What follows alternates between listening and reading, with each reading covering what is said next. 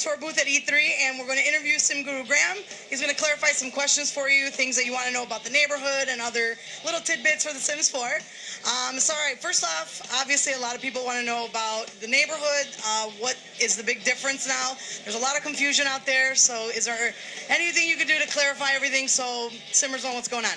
Yeah, let's break it down a little bit. We can go into some explicit details. So what we're showing here at E3 is Willow Creek, and that's the name of our new world in The Sims 4. Now, each of our worlds is comprised of 5 neighborhoods. Within those neighborhoods, they're very distinct. They have unique characteristics and personality.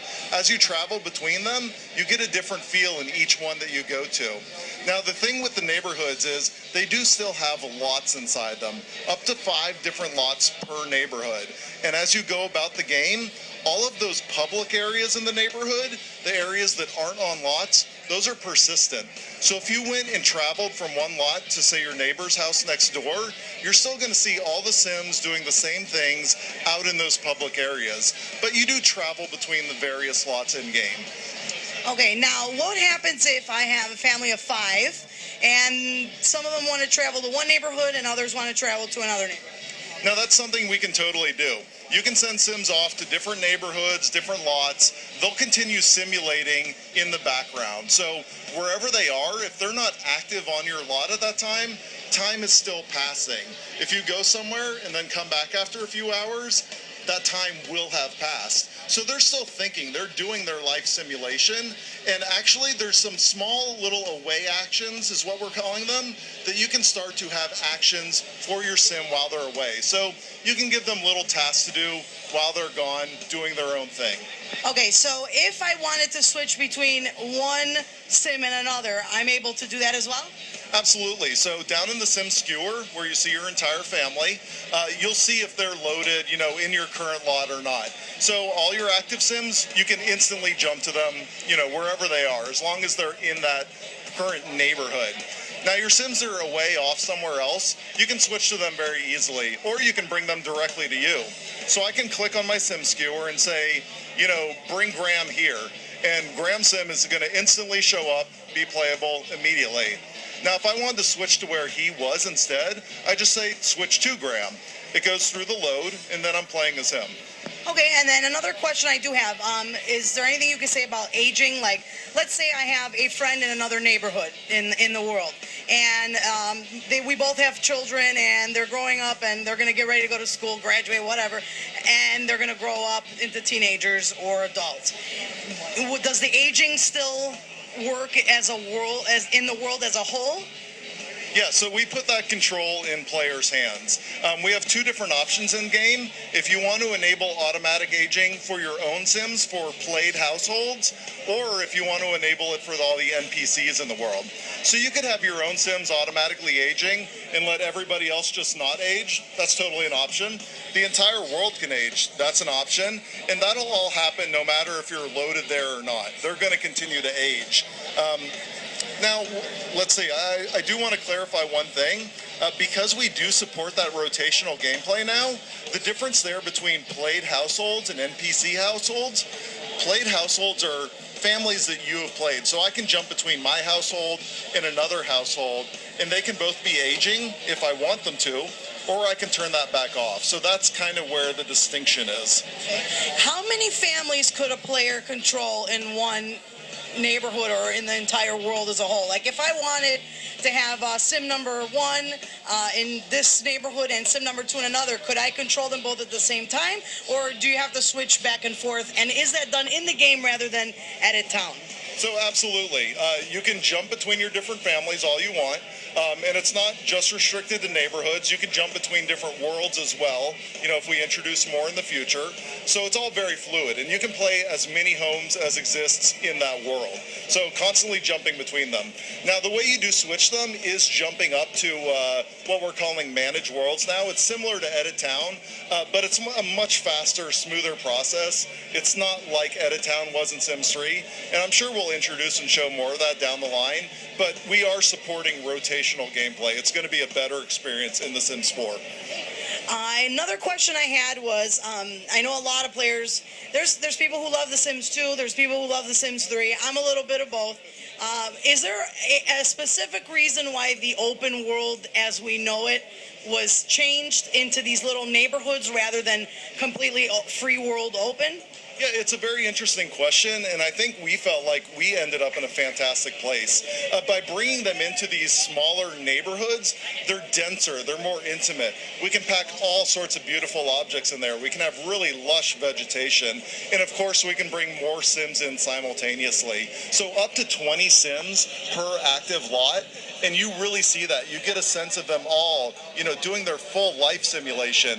It makes everything much more vibrant, believable, and active. I love seeing other Sims just, roaming by on the sidewalk, getting into little interactions, kicking the trash over, grilling up some fish. It's really dynamic, and it's fun to go out and start interacting with those Sims. It looks like there's a lot more to do in every neighborhood now. Even when we saw in the demo, it looked like it was pretty fun to be just in that one lot, too.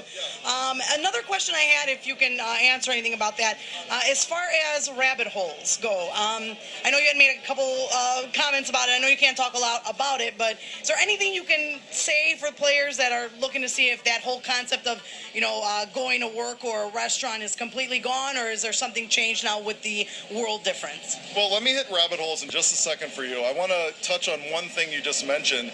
In terms of those public areas, that area in the neighborhood, I think something Sims fans in particular are really going to appreciate is how it's not just kind of a dead zone there anymore. You can, we will have objects out in those public spaces. Sims will autonomously use those.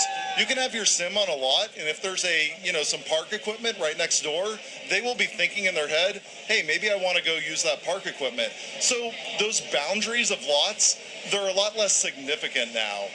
So you'll see Sims autonomously using that public area, and that's what's so great about our neighborhoods. Now, as for rabbit holes, we don't have rabbit holes in the traditional sense anymore. If you're going off to your job for the day, you're going to walk off the edge of the neighborhood, and then they'll come back later that night. We do have some other stuff kind of related to that. I don't want to get into it yet. It's a big surprise. It's going to be super cool. So we'll touch on that at a later point. But there's some really exciting stuff to look forward to there with how we're handling it. I have another question for you regarding the gallery in the game, the exchange, so to speak. Players wanted to know if they were to download somebody's sim, is it automatically added to their household, or is there an option to just add it to the world, period?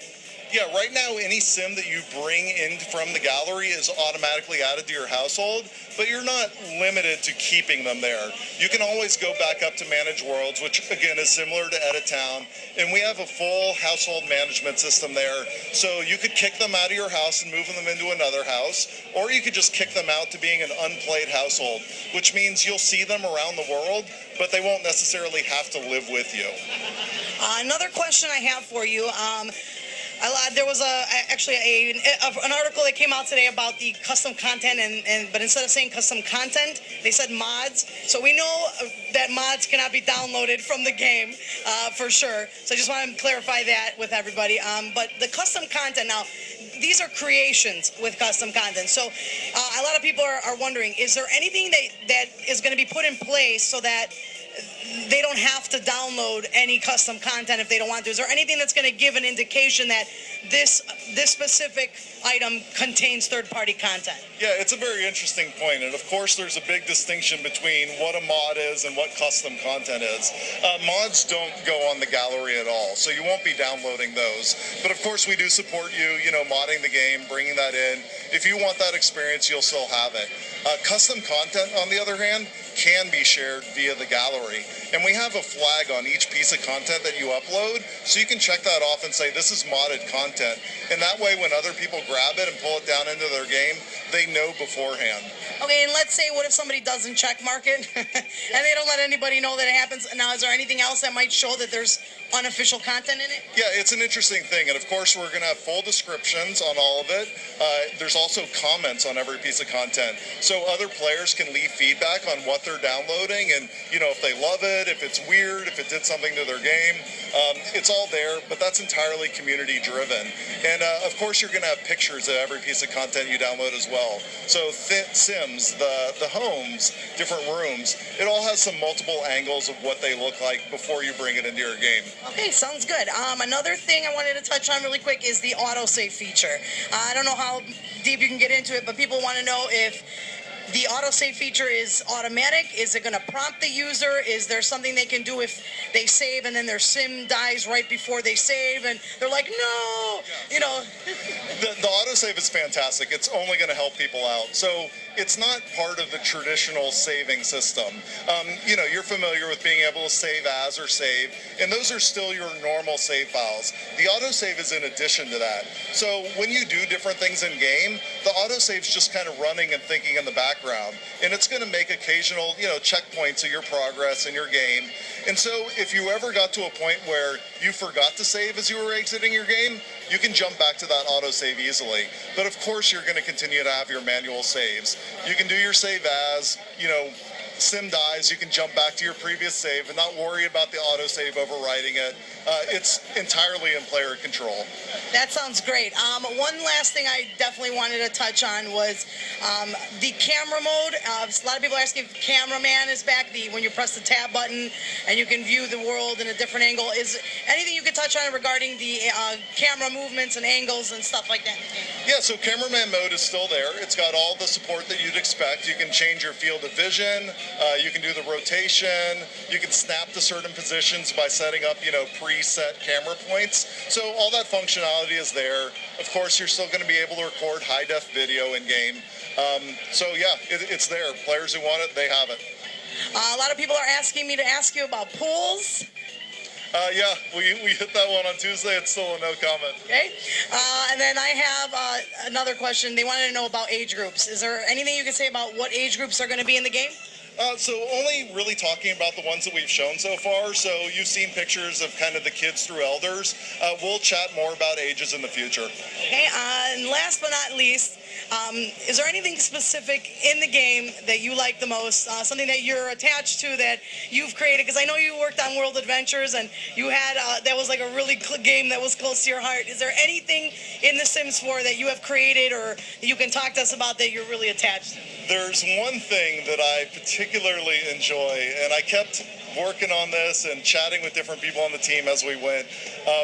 The computer in-game, the computer and the tablet, they have so many funny, cute videos on them now. I think if you went back to Sims 3, there's probably like maybe 3 or 4 different videos.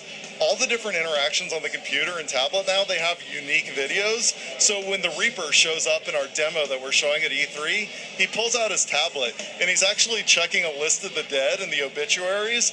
All of it is really unique. So when you use those objects, make sure to pay attention to what's on screen. There's some fun surprises in there. Awesome. I have one more question for you. Is there anything you could tell us about the different types of foods that might be in the game? I know we saw corn and grilled chicken, and we've seen a couple other things. Is there anything that's coming back that was normally not in the base game in The Sims 3? Yeah, I'll touch on 2 things for food. So we've split the cooking skill apart now. You have kind of home-style cooking, and then you also have gourmet cooking. So if you're a chef, you totally want to do the gourmet cooking. You have a big family at home, they're going to love that home-style cooking. And as you build your way up in those skills, you're going to unlock a lot of different recipes that are unique to those types. Another thing about food that's fantastic, though, is now we have fresh ingredients that you can use to prepare better food. So when you're creating your garden now or going out and catching fish down by the river, that's going to make even better recipes by taking those ingredients back into your cooking. Oh, wow, that's great for me. I love cooking and gardening. So, I don't know, you have anything else you want to say? Well, not in particular. Just, come check out the game. It's out this September 2nd. It is going to be cool. We're thinking a lot of great stuff for Sims fans. Continue to check us out as we roll more information out towards launch. Awesome. Thank you, Graham. Thanks.